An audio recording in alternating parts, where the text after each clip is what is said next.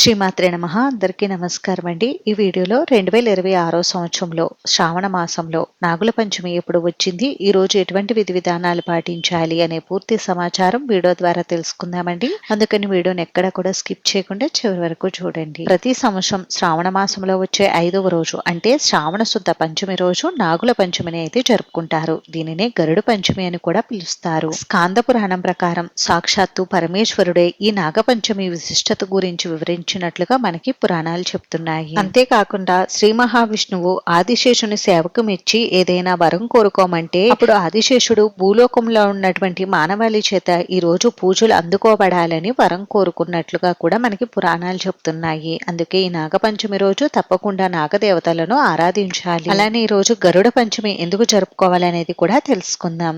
ఈ గరుడ పంచమి అనే పేరు ఎలా వచ్చిందంటే కశ్యప ప్రజాపతికి వినత, కద్రువ అనే ఇద్దరు భార్యలు ఉండేవారట. వినతకి గరుత్మంతుడు జన్మించాడు, కద్రువకు సర్పజాతి జన్మించింది.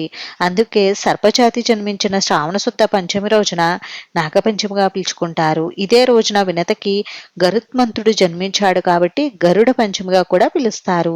నాగపంచమి వేళ నాగదేవతలను పూజించడం వలన సౌభాగ్యంతో పాటు చక్కని సంతానం కలుగుతుంది. కాల సర్పదోషాలు, నాగదోషాలు తొలగుతాయి. గరుత్మంతుడు తన తల్లికి దాస విముక్తి కలిగించడం కోసం దేవలోకం నుంచి అమృత కలశాన్ని తీసుకొస్తాడు. అందుకోసం ఇంద్రుడితో పోరాటం చేస్తాడు. సాక్షాత్తు శ్రీ మహావిష్ణువు ఆశీస్సులు అందుకుని ఆయన వాహనంగా మారిపోయాడు. అలాంటి గరుత్మంతుణ్ణి గరుడ పంచమి రోజున పూజిస్తే ఆరోగ్యవంతులు, ధైర్యవంతులైన సంతానం కలుగుతుందని నమ్మకం. నాగుల చవితి రోజులాగానే ఈ నాగపంచమి రోజు కూడా నాగదేవతలను పూజించి పుట్టలో పాలు పోస్తారు. సర్ప పూజతో సంతాన ప్రాప్తి, రాహుకేతు దోషాలు తొలగిపోతాయి. ఈ పంచమి రోజున నాగదేవతలకు పూజ చేసి గోధుమలతో చేసినటువంటి పాయసాన్ని నైవేద్యంగా నివేదిస్తే మంచిది. పగలంతా కూడా ఉపవాసం ఉండి రాత్రికి ఏదైనా ఆహారం తీసుకోవాలి. నాగపంచమి రోజున నాగులను పూజించిన వారికి విషబాధలు ఉండవని అంటారు. పవిత్రమైన ఈ రోజున సర్పస్తోత్రాన్ని పారాయణ చేసిన వారికి ఇంద్రియాల వల్ల ఏర్పడే రోగాలు ఉండవు. సంతానం లేని దంపతులు నాగపూజ చేస్తే వంశాభివృద్ధి, కార్యసిద్ధి కలుగుతాయి.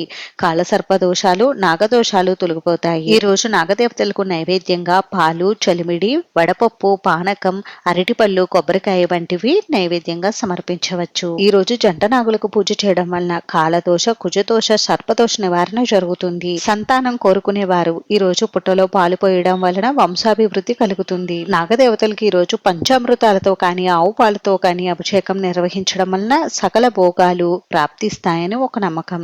మరి ఇన్ని విశేషాలతో కూడుకున్నటువంటి ఈ నాగపంచమి ఈ 2026 సంవత్సరంలో ఎప్పుడు వచ్చింది అని అంటే స్వస్తి శ్రీ చాంద్రమాన శ్రీ పరాభవ నామ సంవత్సరం దక్షిణాయనం శ్రావణ మాసం శుక్లపక్షం పంచమి తిథి ప్రారంభం 2026 ఆగస్టు 16 ఆదివారం రాత్రి 6:55 ప్రారంభమయ్యి ఆగస్టు 17 సోమవారం రాత్రి 6:53 వరకు ఉంటుంది. సూర్యోదయ సమయానికి పంచమి తిథి ఆగస్టు 17 సోమవారం ఉన్నందువలన ఈ రోజే నాగపంచమి పూజను నిర్వహించుకోవాలి. ఇలా మనకి నాగపంచమి సోమవారం రావడం చాలా విశేషమండి.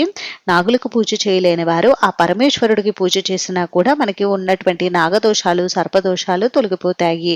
ఈ రోజు పరమేశ్వరుడికి రుద్రాభిషేకం, పాలాభిషేకం నిర్వహించడం వలన కూడా మంచి ఫలితాలు కలుగుతాయి. నాగదేవతల అనుగ్రహం లభిస్తుంది. ఈ రోజు నిర్వహించే సుబ్రహ్మణ్య ఆరాధన కూడా మనకి మంచి ఫలితాలను ఇస్తుందండి. గుడికి వెళ్లి పూజ నిర్వహించలేని వారు ఇంట్లో నాగప్రతిమ ఉంటే నాగప్రతిమకు కూడా మీరు పూజ నిర్వహించుకోవచ్చు. అభిషేకం నిర్వహించి పూజా కార్యక్రమాలు నిర్వహించుకోవచ్చు. నాగదేవతలకు షోడశోపచారాలతో కానీ పంచోపచారాలతో కానీ పూజ చేసి నాగాష్టోత్రం ఉంటే చదువుకుని నాగదేవతలను పూజించండి.